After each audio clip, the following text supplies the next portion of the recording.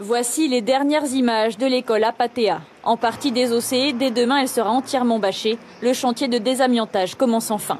Le matériau cancérigène avait été retrouvé dans les sols et dans certains poteaux, ce qui avait sérieusement freiné la déconstruction programmée depuis 2013.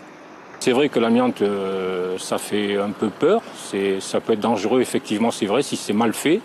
Mais là, nous, le cahier des charges que nous avons imposé aux sociétés, qu'elles soient de désamiantage, de démolition et de construction, et pour la sécurité des biens et des personnes.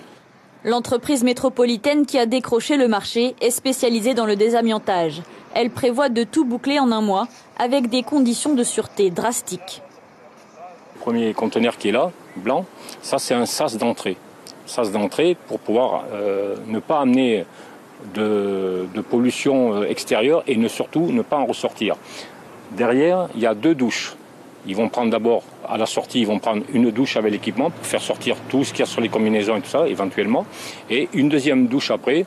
Depuis 2013, les élèves sont accueillis dans les locaux de Saint-Michel. Des préfabriqués prévus pour le catéchisme et pas adaptés pour recevoir des classes. Du provisoire qui dure. Vivement qu'ils fassent vite et puis vivement que nos enfants aillent le côté, dans un établissement présentable, ils sont en sécurité, parce que comme on me dit que les bâtiments qui sont là sont à moitié pourris, ça fait peur quand même pour nos enfants. Amiante.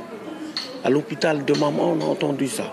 Mais partout, on a entendu ça. Mais on a réussi à détruire toutes les maisons qu'on a des amiantes dedans. Là, on est en train de retirer les amiantes. Là, je suis rassurée que dès que l'école soit faite d'ici là, ça va être très bien pour les enfants. L'école Apatea sera reconstruite entièrement début 2017 et devrait rouvrir ses portes pour la rentrée scolaire 2018. Le chemin vers une école saine et salubre reste encore long.